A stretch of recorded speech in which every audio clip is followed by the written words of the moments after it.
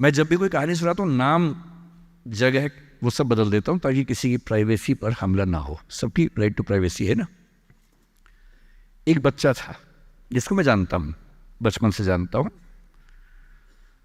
बहुत ही ज़बरदस्त आर्टिस्टिक बच्चा, म्यूज़िक का उस्ताद। उसके घर में लगभग सब लोग म्यूज़िक के उस्ताद थे, इंस्ट्रूमेंटल म्यूज़िक, वोकल म्यूज़िक, हर चीज़ में अच्छा, पढ़ने में भी ठीक, बढ़िया। और जब हम स्कूल में थे, वो मेरी क्लास में तो नहीं था, थोड़ा सा अलग क्लास में था, पर स्कूल में बहुत पॉपुलर था, being into music. I was in debating, he was into music. और बाद में उसने हमारा स्कूल छोड़ भी दिया कुछ समय के बाद, फिर वो कहीं और चला गया, फिर हमारा मिलना नहीं हुआ। उस समय ना तो व्हाट्सएप था ना यूट्यूब था, तो बाद में मिलने का स्कोप भी नहीं रहता था। जो एक बार चला गया वो चला ही जाता था उस समय। अब तो बच्चे ज़िंदगी भर दोस्त रहते हैं।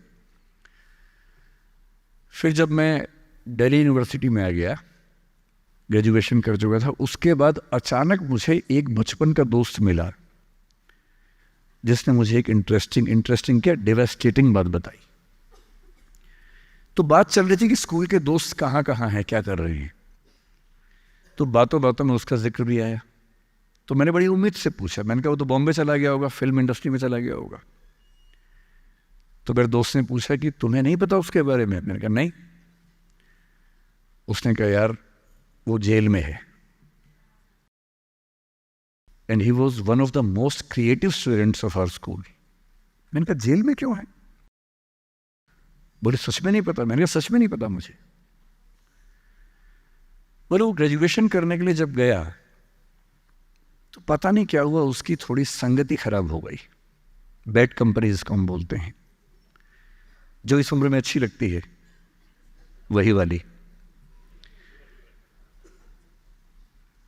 तो कॉलेज लाइफ में थोड़ी बहुत बैड कंपनी सबकी होती ही है, हल्की फुल्की होती है, एक सामान्य बात है।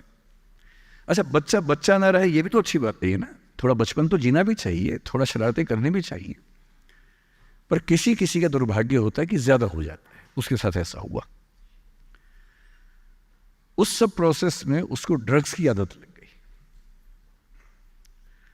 और ड्रग्स की आदत, ड्रग्स एक ऐसी चीज है, एडिक्शन ऐसी चीज है कि उसमें वन वे रास्ता होता है, टू वे नहीं होता है। आप जा सकते हैं, वापस नहीं आ सकते। मतलब 1000 लोग जाएंगे तो उनमें से एक आध वापस आएगा, वो भी इतने मुश्किलों से जो ऑलमोस्ट इम्पॉसिबल है। I have seen many such cases. Social welfare department से मेरे कई दोस्त ऑफिसर से, तो मैं उनसे जब पूछता हूँ बताते हैं, मैंने ऐसे लोगों को देखा है 10-10 साल से स्ट्रगल कर रहे हैं एडिक्शन से बाहर आने के, नहीं आ पा रहे, खत्म हो गए हैं। उस बच्चे को ड्रग्स की आदत पड़ गई कॉलेज में जाके, पेरेंट्स को पता ही नहीं था। तो जब पेरेंट्स को भनक लगी तो उसको दबाव बनाया कि तुम घर आ जाओ। अब वो जिस कंपनी में था, दोस्तों वाली कंपनी में, वहाँ अब ड्रग्स तो बहुत महंगे होते थे, पैसे घर से बहुत कम आते थे, जितने पैसे एक मिडिल क्लास फैमिली दे सकती है।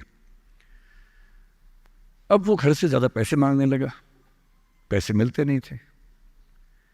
उसको अपने ही घर के लोगों पर गुस्सा आने लगा। तो एक बार वो अपने घर आया हुआ था छुट्टियों में, और वहाँ भी वो कुछ कुछ करता रहता था। उसके पेरेंट्स ने उसको बहुत समझाया कि बेटा ऐसा मत करो, और एक दिन इस बात पे झगड़ा बढ़ गया। भाई आप पेरेंट्स की चिंता समझेंगे आज से 30 साल बाद, जब आपके बच्चे इस एज में होंगे ना, आपकी नानी मर जाएगी उस समय। नानी मरना एक मुहावरा है, इसका मतलब बहुत चिंता में रहेंगे उस समय आप। और उस दिन पता नहीं क्या हुआ, एक झगड़ा हुआ, क्योंकि जो एडिक्शन के शिकार हैं उनका दिमाग उनके कंट्रोल में नहीं होता है। यहाँ तक कि जो ड्रिंक करते हैं, ड्रिंक एक लेवल से ज़्यादा कर लें तो दिमाग कंट्रोल से बाहर निकलने लगता है। ड्रग्स में तो ये एलिमेंट बहुत ज़्यादा होता है।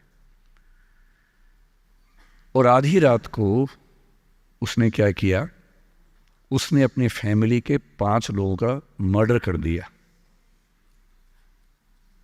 मर्डर। उसने खाने में जहर मिलाया, लगभग सब लोग उससे मर गए। एक मेंबर नहीं मरा क्योंकि उसने खाना खाया नहीं उस दिन, तो उसको उसने अलग से मारा। और ये बात है जब उसकी उम्र लगभग 17-18 साल की थी या 19 के आसपास रहा होगा।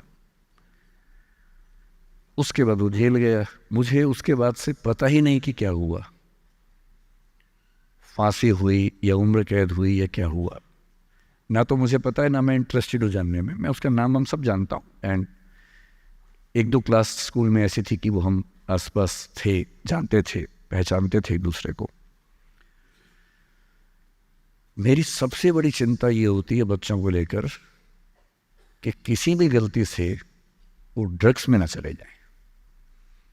आप सबसे रिक्वेस्ट कर रहा हूँ हाथ जोड़ के, कुछ भी कर लेना, ये मत करना। बदमाशी करो, शरारत करो, थोड़ा इश्क विश्क होगा करो, कोई दिक्कत नहीं। किसी को चीट मत करना, ड्रग्स में मत जाना, क्योंकि इन रास्तों पे जाने के बाद वापसी का रास्ता नहीं है, पूरी जिंदगी खत्म हो जाती है। एक शायर ने कहा है, बस एक कदम गलत उठाता राह शौक में, राह शौक का मतलब शौक के रास्ते पर चल पड़े थे, बस एक कदम गलत उठाता राह शौक में, मंजिल तमाम उम्र मुझे ढूंढती रही। मेरी मंजिल जिंदगी भर मुझे ढूंढती रही, कहाँ चला गया? सिर्फ एक गलती हुई थी और उस एक गलती ने कहीं का नहीं छोड़ा।